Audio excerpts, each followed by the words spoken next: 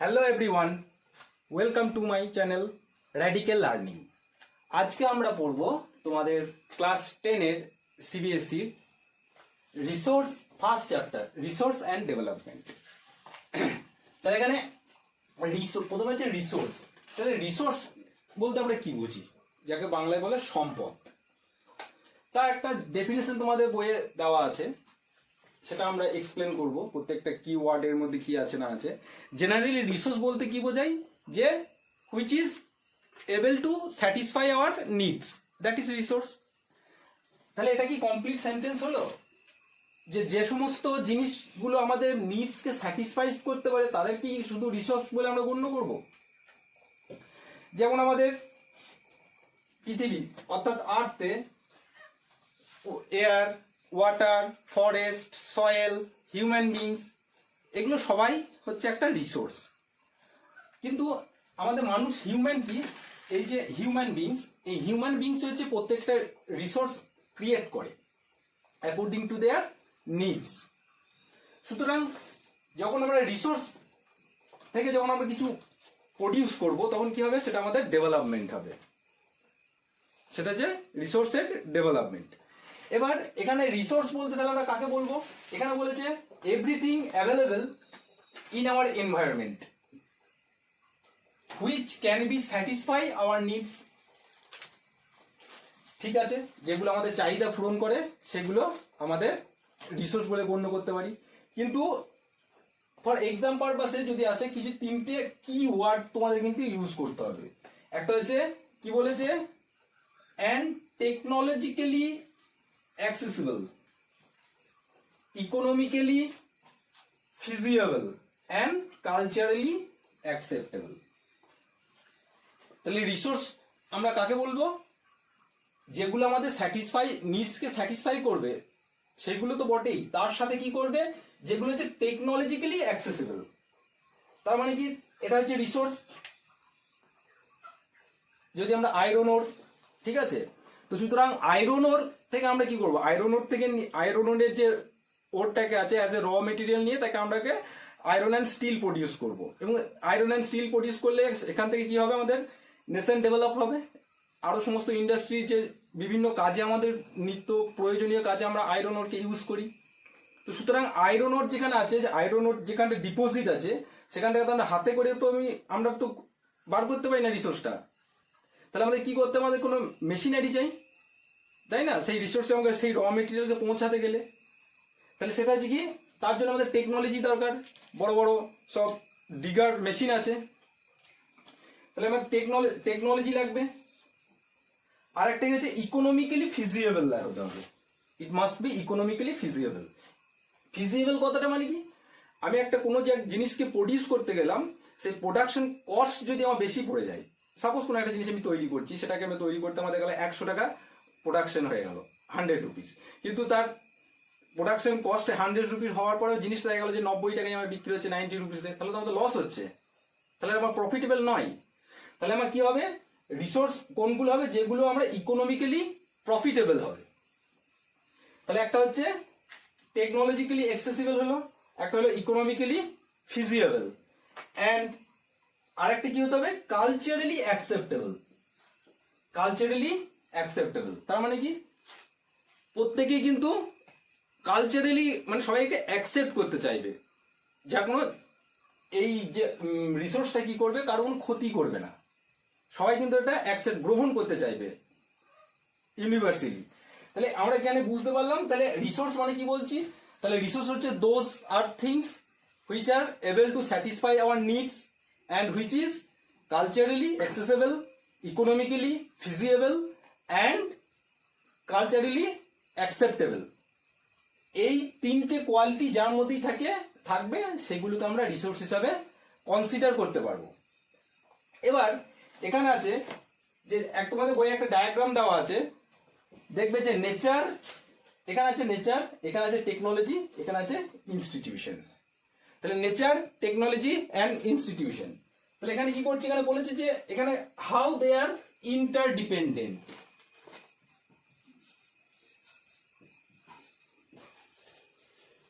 এই প্রত্যেকটা জিনিস কি করে একে অপরের সঙ্গে ইন্টার রিলেটেড। ইন্টারডিপেন্ডেন্ট। যে কোনো রিসোর্সকে আমরা তৈরি করা বা ইউটিলাইজেশন সমস্ত কিছু নির্ভর করছে কার উপর? হিউম্যানের উপর। According to our needs we create resources. তো সুতরাং কি করছি আমরা? নেচার থেকে আমরা কি পাচ্ছি? কোনো র মেটেরিয়ালস আমরা নেচার থেকে পাই। আয়রন ওর ডিপোজিট নেচারে হয়, ন্যাচারালি হয়। কোনো প্রোডাকশন হচ্ছে সেটা আমরা নেচার থেকে হবে, ক্রপ থেকে আরম্ভ করে সমস্ত কিছু। সুতরাং আমরা যদি আয়রন ওর ডিপোজিট যদি করতে যাই তাহলে কি করতে? আমাদের টেকনোলজির হেল্প নিতে হবে, তাই না? র মেটেরিয়াল এক্সট্রাক্ট করার জন্য আমাদেরকে টেকনোলজির হেল্প নিতে হবে। তাহলে আমরা কি করছি? টেকনোলজি আর নেচার থেকে যে সমস্ত র মেটেরিয়ালগুলো পাচ্ছি সেগুলো একে অপরের রিলেটেড রিসোর্স তৈরি করতে গেলে। তারপর যেখান থেকে যে র মেটেরিয়ালটা এক্সট্রাক্ট করলাম সেটাকে কি করব? আমরা একটা ইনস্টিটিউশন, অর্থাৎ সাপোজ আমি একটা বিস্কিট ফ্যাক্টরি তৈরি করব। তো বিস্কিট ফ্যাক্টরি তৈরি করতে গেলাম, তো র মেটেরিয়াল তার মেন যে ইনগ্রেডিয়েন্টস আছে হুইট, সেই হুইটটা আমরা নিলাম এবং সেই হুইটটাকে নিয়ে কি করলাম? Technologically machine factory made product আমি তৈরি করলাম, সেটা হলো বিস্কিট। এবং সেই বিস্কিটটাকে তৈরি করে কি হলো? দেখা গেলো সেই বিস্কিটের ফলে উৎপাদনের ফলে কি হচ্ছে? আমাদের ইকোনমিক ডেভেলপমেন্ট হচ্ছে, ইকোনমিক গ্রোথ হচ্ছে, তাই না? তাহলে ইকোনমিক্যালি প্রফিটেবল হচ্ছে। তাহলে এই যে প্রত্যেকটা জিনিস আমরা হিউম্যান, কি হিউম্যান হচ্ছে কোনো রিসোর্স সঙ্গে এই যে টেকনোলজি, নেচার এবং ইনস্টিটিউশন, তাহলে আমরা বোথ আর ইন্টার রিলেটেড, তাই না? কারণ উইদাউট টেকনোলজি আমরা কি করতে পারি না? কোনো আমরা র মেটেরিয়ালকে রিসোর্সে কনভার্ট করতে পারি না। সুতরাং এটা একটা ইন্ট্রোডাক্টরি চ্যাপ্টার, আমরা রিসোর্স সম্পর্কে বললাম। শুধু আমাদের একটা ধারণা থাকে যে রিসোর্স মানে আমরা কি মনে করি? যে এই যে মানি, জুয়েলারি, ল্যান্ড, এগুলো রিসোর্স, কিন্তু অ্যাকচুয়ালি তা নয়। যেগুলো তোমার নিডসকে স্যাটিসফাই করবে and which is technological accessible and economically feasible হবে, আর অথচ কালচারালি কি হবে? সেটা অ্যাকসেপ্টেবল হবে, সেটা হচ্ছে রিসোর্স। সাপোজ ধরো তোমার কাছে এক টুকরো জমি পড়ে রয়েছে, সেটা কোনো ইউজ নাই, যতক্ষণ সেটা তুমি ইউজ করছো না সেটা কিন্তু তোমার কাছে কোনো রিসোর্স হিসেবে গণ্য হবে না। হতে পারে একটা পোটেন্সিয়াল রিসোর্স, পরবর্তীকালে আমার অ্যাকর্ডিং টু নিডস অনুসারে আমি সেটাকে ব্যবহার করতে পারি। তো সুতরাং এই চ্যাপ্টারে আমরা নেক্সট স্লাইডে আমরা পড়বো, যেটা একটা ইন্ট্রোডাকশন মোটামুটি ওভারঅল আমাদের দেওয়া হলো, আমরা বুঝতে পারলাম যে রিসোর্স কাকে বলে। এবার এই চ্যাপ্টারে আমরা কি পড়বো, কি কি টপিক এই চ্যাপ্টারে আছে? ফার্স্ট অফ অল এখানে আছে আমাদের ক্লাসিফিকেশন অফ রিসোর্স, আমরা রিসোর্সকে কিভাবে ক্লাসিফাই করা হয় সেই সম্পর্কে পড়বো। তারপর আমরা পড়বো ডেভেলপমেন্ট অফ রিসোর্স, অর্থাৎ আমরা আমাদের ডেভেলপমেন্টে নির্ভর করছি কিসের উপর? Availability of resource. তাহলে সুতরাং রিসোর্সকে কিভাবে আমরা ডেভেলপ করতে পারি, তার আমরা কিভাবে কেয়ার নিতে পারি, যাতে আমরা পরবর্তীকালে আরো সেই রিসোর্সটাকে আমরা আরো লং টার্ম হিসাবে ইউজ করতে পারি। তার জন্য আমাদেরকে আর একটা ওখানে ডেভেলপমেন্ট অফ রিসোর্সে তোমরা দেখবে যে সাস্টেনেবল ডেভেলপমেন্ট আছে। সাস্টেনেবল ডেভেলপমেন্টে আমরা কি পড়বো? যে ওখানে যে আর্থ সামিট আছে, যেটা 1992-তে হয়েছিল রিও ডি জেনেরিওতে, ব্রাজিলের একটা শহর, এবং সেখানে কি কি স্টেপ নেওয়া হয়েছে, যেটা এজেন্ডা 21 বলে, সেই সম্পর্কে পড়বো। রিসোর্স প্ল্যানিং অফ ইন্ডিয়া পড়বো, ইন্ডিয়াতে পড়বো ইন্ডিয়াতে কি কি রিসোর্স প্ল্যানিং হচ্ছে, অ্যান্ড ল্যান্ড ইউটিলাইজেশন পড়বো, এবং ল্যান্ড প্যাটার্ন, ইন্ডিয়ার ল্যান্ড ইউটিলাইজেশন আমরা ল্যান্ড প্যাটার্ন সম্পর্কে পড়বো। তারপর আমরা পড়বো soil as a resource, soil as a resource হিসাবে পড়বো যে সয়েলের বিভিন্ন যে টাইপ আছে অল ওভার দ্য ইন্ডিয়াতে, বেসিক্যালি ইন্ডিয়ার ওপরে, যে কোথায় ল্যাটেরাইট সয়েল আছে, কোথায় অ্যালোভিয়াল সয়েল আছে, এই সমস্ত আমরা পড়বো। কোথায় ব্ল্যাক কটন রেগুড সয়েল কোথায় আছে, এই সমস্ত ব্যাপার আমরা পড়বো।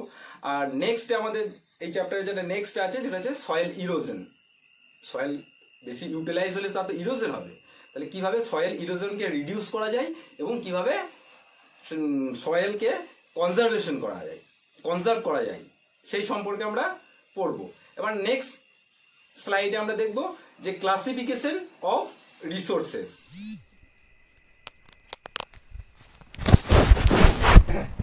তো এই স্লাইডে আমরা পড়ব দ্য টাইপস অফ রিসোর্সেস, অর্থাৎ সম্পদের শ্রেণীবিভাগ। তো তোমাদের সম্পদের শ্রেণীবিভাগকে আমরা 4টে ভাগে ভাগ করতে পারি। একটা হচ্ছে on the basis of origin, second হচ্ছে on the basis of exhaustibility, and third হচ্ছে on the basis of ownership, and fourth on the basis of status development. তো এখানে আমরা প্রথমটা ডিসকাস করব on the basis of origin, অর্থাৎ উৎপত্তি অনুসারে রিসোর্সের শ্রেণীবিভাগ, অর্থাৎ সম্পদের শ্রেণীবিভাগ। তো উৎপত্তি অনুসারে সম্পদকে সাধারণত দুটি ভাগে ভাগ করা হয়, একটা হচ্ছে অ্যাবায়োটিক আর একটা হচ্ছে বায়োটিক। তাহলে আমরা কি দেখলাম, উৎপত্তি অনুসারে সম্পদের দুটি ভাগ, একটা হচ্ছে abiotic, biotic resource and abiotic resource.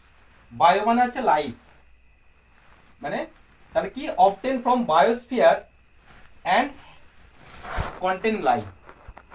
Biosphere মানে কি, স্ফিয়ার মানে হচ্ছে রিজিয়ন, অঞ্চল। বায়োস্ফিয়ার বলা হয় তিনটে রিজিয়নকে, একটা হচ্ছে লিথোস্ফিয়ার, সেকেন্ড হচ্ছে হাইড্রোস্ফিয়ার, থার্ড হচ্ছে অ্যাটমসফিয়ার। এই তিনটেকে মিলে একসাথে বলা হয় বায়োস্ফিয়ার।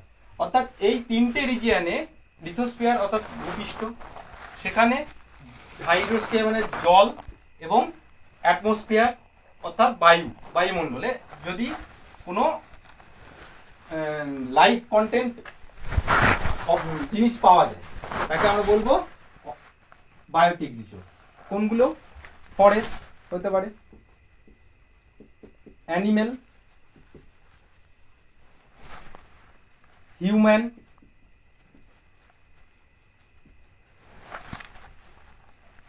এগুলো সব হচ্ছে বায়োটিক রিসোর্স। তাহলে অর্থাৎ যেগুলোর লাইফ আছে, অর্থাৎ contain life and obtain from the biosphere. Biosphere একটা ব্রডার সেন্স ইউজ হয়েছে, যার মানে হচ্ছে তিনটে স্ফিয়ারকে এক জায়গায়, লিথোস্ফিয়ার, হাইড্রোস্ফিয়ার অ্যান্ড অ্যাটমসফিয়ারের যে লাইফ কন্টেন্ট। সেকেন্ড হচ্ছে অ্যাবায়োটিক, মানে হুইচ হ্যাজ নো লাইফ, অর্থাৎ যে সমস্ত রিসোর্সগুলোর মধ্যে কোনো জীবন নেই, lifeless, that is abiotic resource. Compose of non living thing, যেমন rock, minerals, sunlight, wind, etcetera.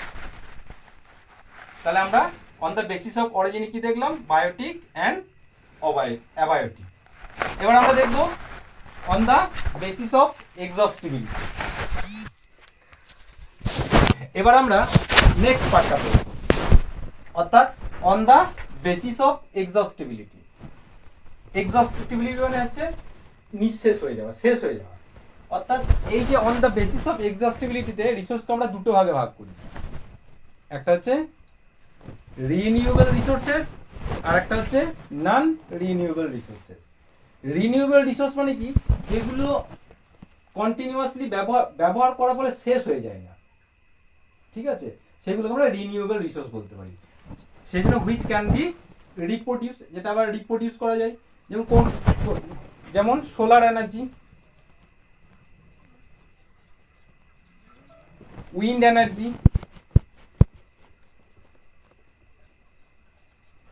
এই সোলার এনার্জি, উইন্ড এনার্জি এগুলো কি হচ্ছে, তুমি কনস্ট্যান্টলি তুমি ইউজ করতে পারো, এগুলো কোনো শেষ হবে না, ঠিক আছে। কারণ আর দ্বিতীয়টা হচ্ছে যে নন রিনিউয়েবল রিসোর্স, অর্থাৎ কি হবে, this ochre over a very long geological period, অর্থাৎ এইগুলো ফর্ম করতে মিলিয়ন্স ইয়ার্স লাগে। যেমন কোল, ফসিল ফুয়েল,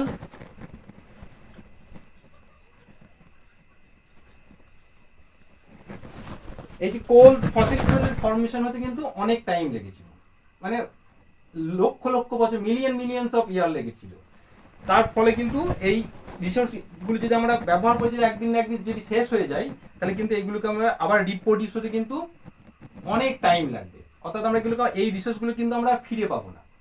তাহলে আমরা কি দেখলাম, যে অন দ্য বেসিস অফ এক্সস্টিবিলিটিতে রিসোর্সকে আমরা দুভাগে ভাগ করছি, একটা হচ্ছে রিনিউয়েবল আর একটা হচ্ছে নন রিনিউয়েবল। তাহলে রিনিউয়েবল রিসোর্স আমরা কাকে বলতে পারি, দিস রিসোর্সেস, তাহলে আমরা বলতে পারি those resources which can be renewed or be reproduced by the physical, chemical and mechanical process are also called as renewable resource. ঠিক আছে, এবার আমরা পড়বো on the basis of ownership. Third যে ক্লাসিফিকেশনটা আছে, থার্ড আছে on the basis of ownership, অর্থাৎ মালিকানার ভিত্তিতে। মালিককে, একটা রিসোর্স যদি পাই তাহলে তার মালিক কে হবে। এর বেসিসে রিসোর্সকে আমরা চারটে ভাগে ভাগ করেছি। অন দ্য ইন্ডিভিজুয়াল রিসোর্স, একটা হচ্ছে কমিউনিটি রিসোর্স, থার্ড হচ্ছে ন্যাশনাল রিসোর্স, এবং ফোর্থ হচ্ছে ইন্টারন্যাশনাল রিসোর্স। ইন্ডিভিজুয়াল রিসোর্স অর্থাৎ এগুলো কি হবে, ওন বাই ইন্ডিভিজুয়াল, প্রাইভেট যেগুলো রিসোর্স, যেমন ল্যান্ড, কোনো ল্যান্ডের হয়তো প্লট কারো নামে আছে, তোমার ইন্ডিভিজুয়াল ল্যান্ড। কার, নিজস্ব কোনো কার, হাউস, এগুলো সব হচ্ছে ইন্ডিভিজুয়াল। আর সেকেন্ড হচ্ছে কি, কমিউনিটি ওন রিসোর্স, অর্থাৎ যে রিসোর্সগুলোর মধ্যে কি করবে, ইউটিলাইজ করবে সেই হোল কমিউনিটি সেটাকে ইউটিলাইজ করতে পারে। সাপোজ ধরো তোমার গ্রামে কোনো একটা মন্দির আছে, তার মন্দিরটাকে গ্রামের সমস্ত ভিলেজার্সরা সেটাকে ইউটিলাইজ করে, তাহলে আমরা বলতে পারি টেম্পল।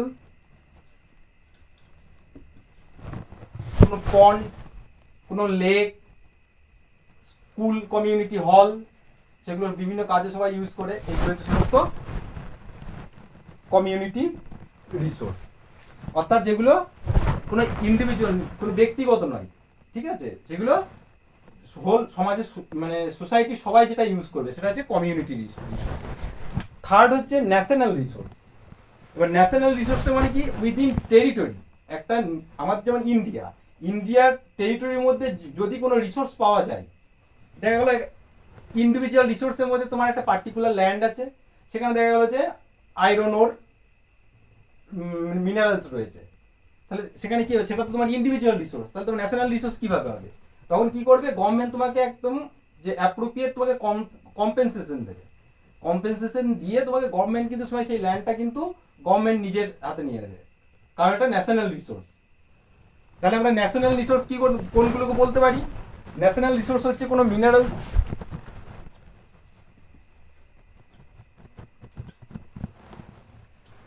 যেমন ইন্ডিয়া, সাপোজ এটা ইন্ডিয়ার এখানে কি আছে, এদিকে বে অফ বেঙ্গল, এদিকে অ্যারাবিয়ান সি, অর্থাৎ এর যে 12 নটিক্যাল মাইল অর্থাৎ 22 কিলোমিটার, 22.2 কিলোমিটার, এই রিজিয়নের মধ্যে যদি ইন্ডিয়ার যদি কোনো রিসোর্স পাওয়া যায় সেটা হবে ইন্ডিয়ারই হবে ন্যাশনাল রিসোর্স। যেমন এখানে আমাদের এই দিকটাতে অয়েল রিগ আছে, বোম্বে হাই, এটা ইন্ডিয়ার অয়েল রিসোর্স, তাহলে এটা কমিউনিটি রিসোর্সের মধ্যে পড়ে যাচ্ছে। কোনো ওয়াইল্ড লাইফ স্যাঞ্চুরি আছে, ফরেস্ট আছে, অর্থাৎ কোনো রকমের ফরেস্ট কোনো স্টেটস বা ন্যাশনালের মধ্যে পড়ছে, কোনো ড্যাম, এগুলো সব আমাদের ন্যাশনাল রিসোর্স। 4 নম্বর কি হচ্ছে, ইন্টারন্যাশনাল রিসোর্স, অর্থাৎ যে রিসোর্সগুলো কোনো কান্ট্রি ইউজ করতে পারবে না, সেগুলোকে ব্যবহার করতে গেলে কি লাগবে, একটা ইন্টারন্যাশনাল একটা কমিউনিটি আছে, তাদের কনসেন্স লাগবে, তাদের অনুমতি লাগবে।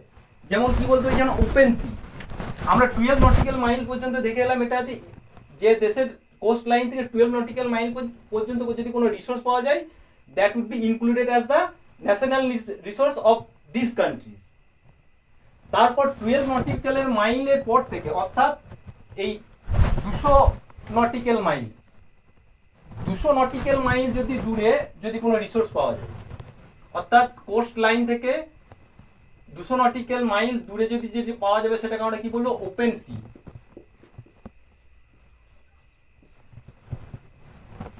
ওপেন সি এর মধ্যে যদি কোনো রিসোর্স পাওয়া যায়, তাহলে সেটা যদি কোনো স্টেট কিন্তু কোনো নেশন কিন্তু সেটাকে ইউটিলাইজ করতে পারবে না। সেটাকে ইউটিলাইজ করতে গেলে কি করতে হবে, যে ইন্টারন্যাশনাল কমিউনিটি আছে তাদের কনসেন্ট লাগবে। তাহলে আমরা বুঝতে পারলাম যে অন দ্য বেসিস অফ ওনারশিপে রিসোর্সকে আমরা চারটে ভাগে ভাগ করছি। একটা হচ্ছে ইন্ডিভিজুয়াল রিসোর্সেস, নিজস্ব প্রপার্টি যে সমস্ত আছে, কমিউনিটি যেটা হোল সোসাইটি ইউজ করবে, ন্যাশনাল দেশের মধ্যে যে সমস্ত রিসোর্সগুলো বা কোনো রিফাইনারি, কোনো মিনারেলস, ইন্টারন্যাশনাল মনে হচ্ছে যখন কোনো দেশ সেটাকে ইউজ করতে পারবে না, ইন্টারন্যাশনাল কমিউনিটির কনসেন্ট লাগবে। এবার নেক্সট আমরা পড়বো on the basis of status, on the basis of status and development. এবার আমরা লাস্ট যেটা ক্লাসিফিকেশন আছে সেটা পড়বো। তাহলে আমরা on the basis of origin পড়লাম, অন দ্য বেসিস অফ এক্সস্টিবিলিটি পড়লাম, on the basis of ownership পড়লাম। এবার আমরা লাস্ট যে পোর্শনটা আছে ক্লাসিফিকেশনটা আছে সেটা পড়বো, যে on the basis of status of development. On the basis of status of ডেভেলপমেন্টকে রিসোর্সকে চারটে ভাগে ভাগ করা হয়।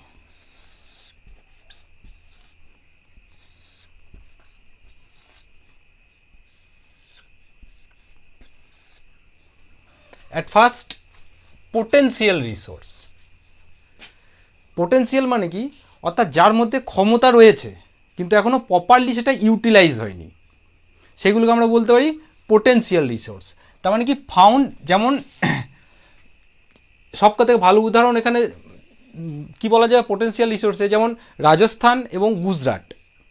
এই রাজস্থান এবং গুজরাট এই রিজিয়নটাতে এই পোটেন্সিয়াল রিসোর্স কি পাওয়া যাবে, যেমন সোলার এনার্জি এবং উইন্ড এনার্জি।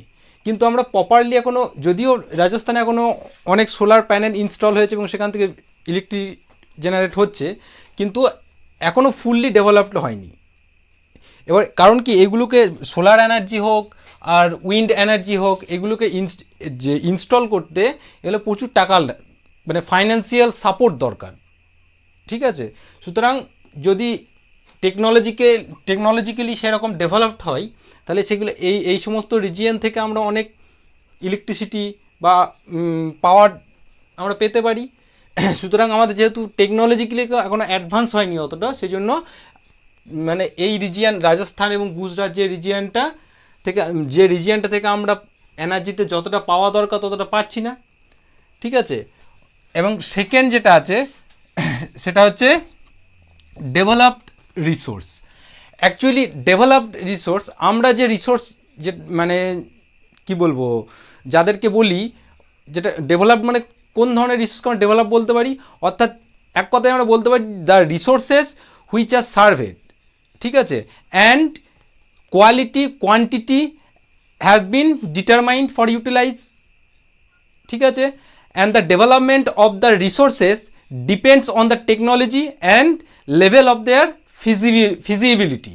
ফিজিবিলিটি মানে কি, অর্থাৎ এই ডেভেলপ রিসোর্সকে আমরা কী বলতে পারি, যেমন একটা সাপোজ এটা কোল মাইন, একটা এই জায়গাটাতে কোল ডিপোজিট আছে, এই কোল ডিপোজিট আছে, তাহলে প্রথমে কী করতে হবে, এই জায়গাটা সার্ভে করতে হবে।